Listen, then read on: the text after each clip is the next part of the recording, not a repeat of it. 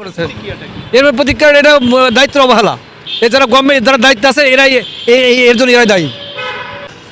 এক্ষেত্রে অবশ্যই তাদের আমি দোষ দিব যে গোয়েন্দা সংস্থা কি করছে তাহলে যে এত বড় সচিবালয়ের মতো একটা জায়গা, যেটাকে আমরা বাংলাদেশ সচিবালয় বলে চিনি। এই জায়গাটা হচ্ছে বাংলাদেশের হৃৎপিণ্ড, যেখান থেকে সারা বাংলাদেশের সব কিছু নিয়ন্ত্রিত হয় বললে চলে। তো সেই জায়গাটায় আগুন লাগার ঘটনাটা নিছক আমরা দুর্ঘটনা বলে যদি মনে করি তাহলে হয়তো বা ভুল হবে।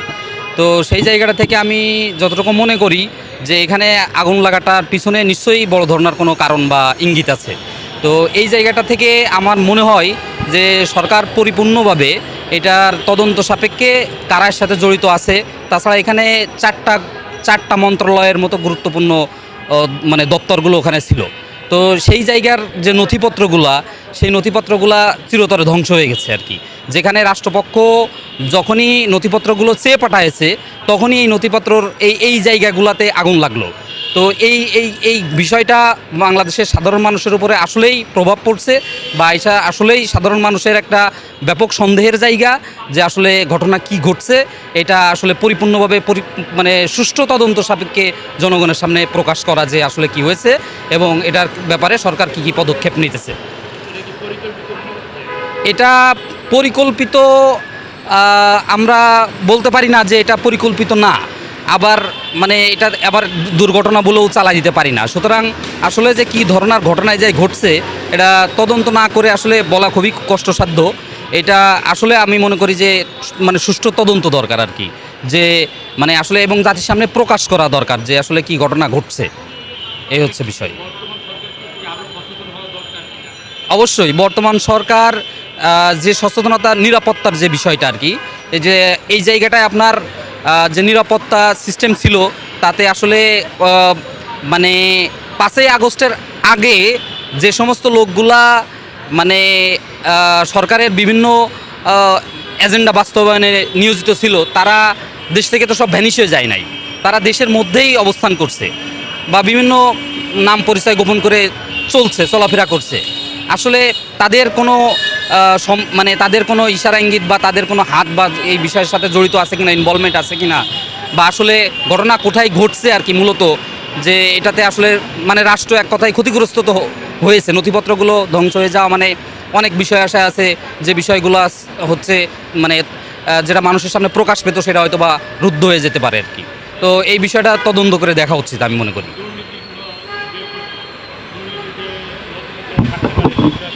হ্যাঁ হ্যাঁ, বিগত সরকারের যে বিভিন্ন দুর্নীতি বা বিভিন্ন অভিযোগের প্রেক্ষিতে যে সমস্ত ফাইলপত্রগুলো বা যে নথিপত্রগুলো আছে সেই নথিপত্রগুলো তো এখন আর নাই বা থাকতেছে না হয়তো বা যে গেছে সেগুলো ধ্বংস হয়ে গেছে। তো সেই নথিপত্রগুলো আবার ফের কালেক্ট করে বা এই ঘটনার সাথে কারা জড়িত আছে এই বিষয়গুলো তদন্ত করে দেখা উচিত। আমার নাম হাসান ইমাম সাগর, আমি শিক্ষা প্রকৌশল অধিদপ্তরে কর্মরত।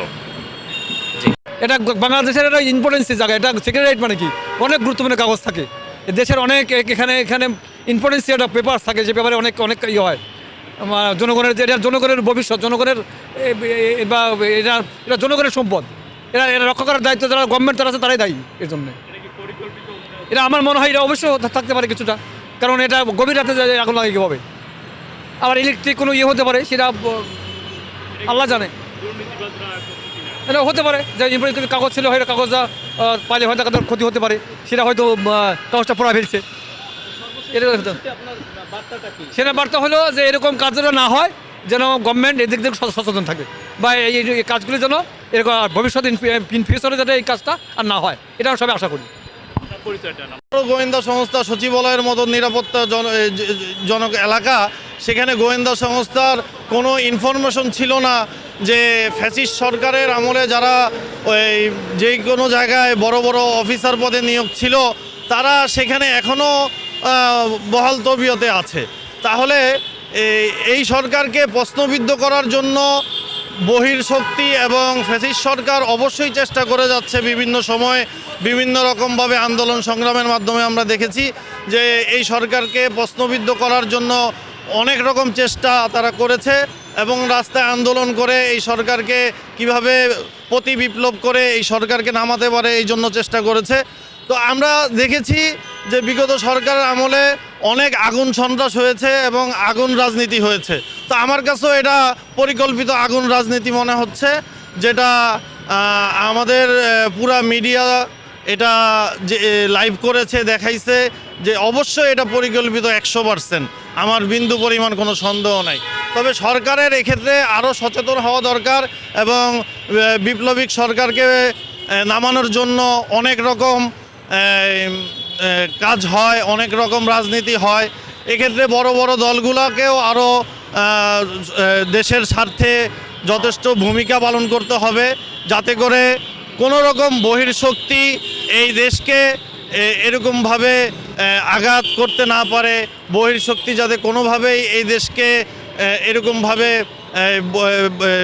করতে না পারে, বাহিরের শক্তি যাতে এই দেশকে কোনোভাবেই এই অত্যাচার বা বিভিন্নভাবে আঘাত করে এই সরকারকে প্রশ্নবিদ্ধ করে এই সরকারকে নামাতে না পারে। এই জন্য এই সরকারের উপদেষ্টা মণ্ডলীর ভিতরেও কিছু সদস্যকে নিয়ে সন্দেহ হয় যে তারাও ভারতের এজেন্ডা পালন করছে কিনা। ইলিয়াস সাংবাদিক অনেকভাবে ভিডিও করে এগুলো আমাদেরকে দেখাইছে, আমরা সাধারণ জনগণ আমরা দেখতেছি। তো আমরা তো আসলে দেশের সাধারণ জনগণ হিসেবে অভিমত প্রকাশ করতে পারি, বাদবাকি কর্তারা যারা আছেন তারা এগুলা দেখবেন, বিবেচনা করবেন। অপশক্তির বিরুদ্ধে আমাদেরকে রুখে দাঁড়াতে হবে। বিপ্লবিক সরকার যেভাবে রাস্তায় রক্ত দিয়ে, রাস্তায় জীবন দিয়ে, ছাত্র জনতা যেভাবে জীবন দিয়ে এই দেশটাকে একটা ফ্যাসিস্টের হাত থেকে মুক্ত করেছে, তো আমরা চাই না দ্বিতীয় আরেক ফ্যাসিস্ট আমাদের মাঝে আসুক। এই জন্য আমাদের একটাই করণীয় যে অবশ্যই এই দেশের রাজনীতিক যারা ব্যক্তিত্ব আছেন তাদেরকে অবশ্যই সৎ হতে হবে এবং আইনের প্রতি শ্রদ্ধাশীল হতে হবে এবং রাজনীতিটাকে পেশা হিসাবে বেছে না নেওয়া, যে এটাকে ব্যবসা হিসাবে বেছে না নেওয়া। হ্যাঁ, আজকে রাজনীতিটা নোংরা রাজনীতি, নোংরা পলিটিক্স হচ্ছে, যার কারণে এদেশে যেই আসে ক্ষমতায় তারাই এই দেশের বিরুদ্ধে কাজ করে, এই দেশের তাদের নিজস্ব স্বার্থ হাসিল করার জন্য কাজ করে, তাদের নিজস্ব পেট ভরার জন্য কাজ করে এবং বহির্বিশ্বে যে কানাডাতে বেগমপাড়ায় বাড়ি করার জন্য তারা কাজ করে। এই জন্য রাজনীতিবিদদের অনেক স্বচ্ছ হতে হবে, দেশের জন্য কাজ করতে হবে। আমার মনে হয় যে এই দেশে যদি ইসলামিক রাষ্ট্র কায়েম হয় তাহলে অবশ্যই এই দেশটা সোনার দেশে পরিণত হবে এবং এই যে আমাদের যে চাহাত, আমাদের যে দ্রব্যমূল্য বৃদ্ধি এবং দুর্নীতি, বিভিন্ন সময়ে দুর্নীতিতে আমরা চ্যাম্পিয়ন হয়ে যাই, কেন বারবার দুর্নীতি হবে বিশ্ব চ্যাম্পিয়ন, কেন বারবার এ রাষ্ট্র হারাবে, এ জাতি হারাবে রাষ্ট্রীয় সম্মান। আমার প্রশ্ন, কেন বারবার আমরা দুর্নীতিতে চ্যাম্পিয়ন হব? এখনও যারা এই ব্ল্যাক মানি অর্জন করতেছে বিগত সরকার আমলে দেখছি তাদেরকে হোয়াইট করা হচ্ছে। কেন ব্ল্যাক মানিওয়ালাদেরকে হোয়াইট কেন করা হবে? কেন? প্রশ্ন আমার। ব্ল্যাক তো ব্ল্যাকই, এটাকে কর দিয়ে বা বিভিন্ন রকম দিয়ে হোয়াইট করার মাধ্যমে তাদেরকে আরও উৎসাহিত করা হচ্ছে। এই জন্য যারা ব্ল্যাক করেছে বিগত সরকারের আমলে এগুলা তদন্ত করা হোক, বড় বড় রাঘব বোয়াল দুর্নীতিবাজদেরকে ধরা হোক,